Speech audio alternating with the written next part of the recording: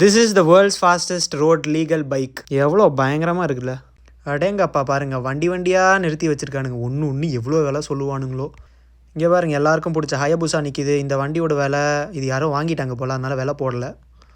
ஜீவேகனாக நிற்கிது கைஸ். உங்களுக்கு யாராவது ஜீவேகன் வாங்கினா இங்கே வந்து ஜப்பானுக்கு வந்து வாங்கிக்கோங்க. நிறையா கொட்டி கிடக்குது, காசு இருந்தால் வாங்கிக்கோங்க. எத்தனை காரியா, லாம்போ, ஃபெராரி, மெக்லரனு, இங்கே பாருங்கள் போர்ஷ், இதில் பயங்கரமாக இருக்குது. ஸோ வணக்கம் மக்களே, இன்றைக்கி வந்து ஜப்பானோட லார்ஜஸ்ட் மோட்டர் சைக்கிள் டீலரான ரெட் பேரானுக்கு நம்ம விசிட் போகிறோம். ஸோ எந்தெந்த மாதிரி பைக்ஸ் வச்சுருக்காங்கன்னு பார்ப்போமா.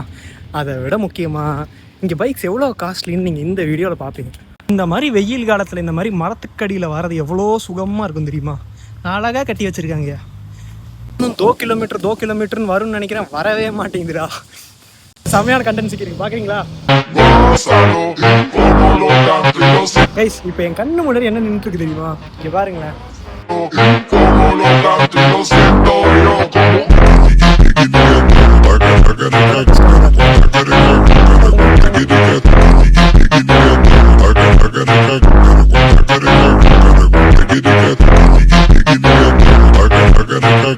ஒரு வழியாக ஜப்பானோட லார்ஜஸ்ட் மோட்டார் சைக்கிள் டீலரான ரெட் பேரானுக்கு நம்ம வந்து சேர்ந்துட்டோம். நம்ம ஆசைப்பட்ட பைக் என்ன தெரியுமா, நம்மளோட ட்ரீம் பைக் கண்ணுக்கு முன்னாடி நின்றுருக்கு.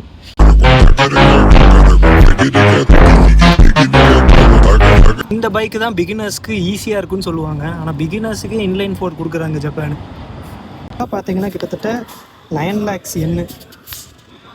இது வந்து எனக்கு தெரிஞ்ச 2003 மாடல்னு நினைக்கிறேன். இது எத்தனாவது மாடல்னு தெரில. இவ்வளோ பைக்ஸ் பாருங்கள்.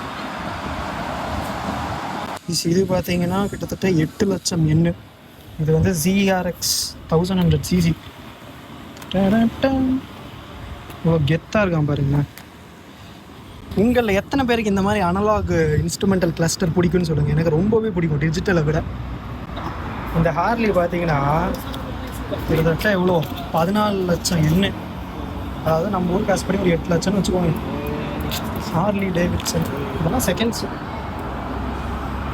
இதோட பார்த்தீங்கன்னா 14 லட்சம் என்ன, 400cc வண்டி. This is my favourite colour of this bike.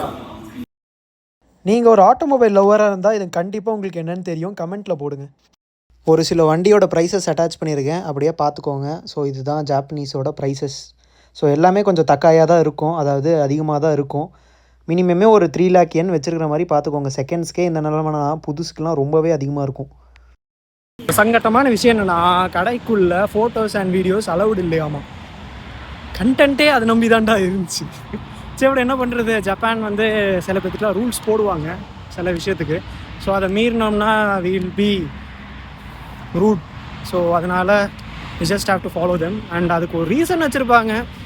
அந்த ரீசன் என்ன தான் அடி எதுக்குடா இதுக்கெல்லாமாடா வைப்பீங்கன்னு நம்மளுக்கு தோணும். பட் அவங்கள பொறுத்த வரைக்கும் லைக் எனக்கு என்ன தோணுதுன்னா, இந்த மாதிரி பைக்ஸ் எல்லாம் நம்ம எடுத்து போடும்போது they will be having number plates, right.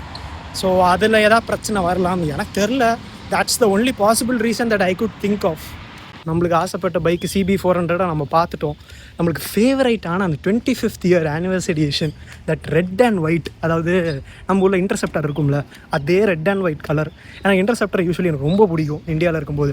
So அதுக்கு ஒரு க்ளோஸ் ரிசம்பிளன்ஸாக this CB400 stands, but even more smoother. So நீங்கள் ஹோண்டாவையும் ராயல் என்ஃபீல்டையும் தயவு செஞ்சு கம்பேரே பண்ணிடாதீங்க.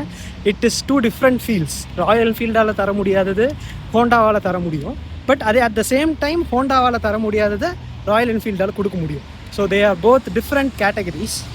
எனக்கு பர்சனலி ஐ லவ் ஹோண்டாஸ். ஏன்னா நான் கொச்சி ரைடுக்கு ஒரு வாட்டி போகும்போது ஐ ரெண்டட் CB300R. பட்டர் ஸ்மூத்தாக இருந்துச்சு. லைக் நான் 9500 RPM போகிறேன், எனக்கு தெரியவே இல்லை கியர் மாற்றணுன்ட்டு. நான் இது வரைக்கும் எந்த வண்டிலையும் அந்த மாதிரி ஓட்டினதே இல்லையா. So it was a very ஒரு பியூட்டிஃபுல்லான எக்ஸ்பீரியன்ஸாக இருந்துச்சு. அது என்னன்னே சொல்ல தெரியல எனக்கு. ஸோ அன்னிலேருந்து I just love Hondas. So ஹோண்டாவோட CB400 வந்து ஒரு ஃப்ளாக்ஷிப் மாடல். நிறைய கார் பைக்லாம் போயிட்டே இருக்கும், நான் பார்த்துட்டே இருப்பேன். அதெல்லாம் வீடியோ எடுக்கணுன்னா என் ஃபோனில் ஸ்டோரேஜே இருக்காதுங்க. இன்றைக்கி நான் ரொம்ப சந்தோஷமாக இருக்கேன். என்ன தான் பைக் ஃபோட்டோ எடுக்க விடலை, கடைக்குள்ளே ஃபோட்டோஸ் வீடியோஸ் அதெல்லாம் விடலைன்னு சொன்னாலும் நம்ம இன்றைக்கி எக்ஸாட்டிக் கார்ஸ் பார்த்தோம், லாம்போர்கினி, ஃபெராரி, மெக்லரன்லாம். ஸோ அது எனக்கு ரொம்ப சந்தோஷமாகிடுச்சு. Plus my favourite colour bike CB400 பார்த்துட்டேன். So it it was priced around 14 lakhs. என்ன கடுப்பு தெரியுமா, நம்ம இன்னும் லைசன்ஸ் வாங்கலை, பைக்கும் இல்லை. சுற்றி இருக்கிறவங்க பைக் வச்சுருக்கிறவங்க எல்லாம் முறுக்கிட்டு போவானுங்க நைட்டு நடுராத்திரிலாம் டான்ட்டு. எங்கே தான்டா போகிறீங்க, எனக்கு வண்டி கொடுங்கடா, நானும் வரேன்டா. ரொம்ப கடுப்பாக இருக்குது பைக். சிட்டி அயபூசம் ஒய்யால. இன்னொரு அக்சசரி ஷாப்பு, பைக் ஷாப்பும். ஸோ இதை பற்றி நான் உங்களுக்கு இன்னும் சீக்கிரமாக வீடியோ போடுறேன், இதுக்குள்ளே என்னெல்லாம் இருக்குதுன்ட்டு. அண்ட் அதை விட முக்கியமாக இங்கே பாருங்க, எத்தனை வருஷம் பழைய கால ஹயபூசான்ட்டு.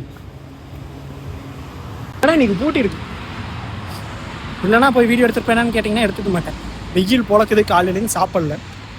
நான் யூடியூப் சேனலில் நான் வீடியோ போடுறது இந்த மாதிரி ஃபுல் லைவ் ரா ரியாக்ஷன்ஸ் தான். நான் அவ்வளோ எடிட் பண்ண மாட்டேன்.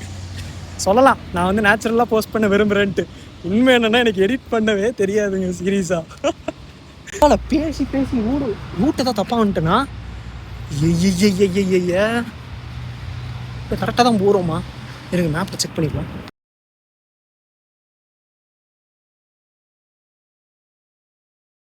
ஃபர்ஸ்ட் நான் இங்கே ஜப்பானுக்கு வந்த உடனே எந்த வண்டியில் உட்காந்தேன்னா my dream bike CB400. So ஒரு எமோஷ்னலாகவும் ஒரு கனெக்ஷன் இருக்குது அந்த பைக்குக்கு. ப்ளஸ் நான் அந்த வண்டி வாங்குறதுக்கு தெரில, மேபி நீங்கள் நிறைய சப்போர்ட் கொடுத்தீங்கன்னா சீக்கிரம் சேனலை மானிட்டைஸ் பண்ணிட்டு நான் சீக்கிரம் பைக் வாங்கி I will be posting moto vlogs. But தெரில அது எவ்வளோ நேரம் ஆகும் அப்படின்ட்டு. இப்போ நல்லா பார்த்தீங்கன்னா தாத்தா ஜாலியாக நடந்து போகிறாரு. ஆனால் நான் இன்னும் நினச்சி வருத்தப்படுறேன்டாடி, ரெக்கார்டு பண்ண முடியலையே பைக்ஸை. பரவாயில்ல, இதே நீங்கள் கண்டென்ட்டாக பார்ப்பீங்க. ஸோ இது வரைக்கும் யாரெல்லாம் பார்த்துட்ருக்கீங்களோ ரொம்ப தேங்க்ஸ். ஸோ ஃப்யூச்சரில் will be a big community. And யாரெல்லாம் ஜாயின் பண்ணணும்னு ஆசைப்பட்றீங்களோ சப்ஸ்கிரைப் பண்ணிக்கோங்க. ஜப்பான் பற்றி ஒரு புது விதமான எக்ஸ்பீரியன்ஸ் நீங்கள் கண்டிப்பாக எக்ஸ்பீரியன்ஸ் பண்ணுவீங்க.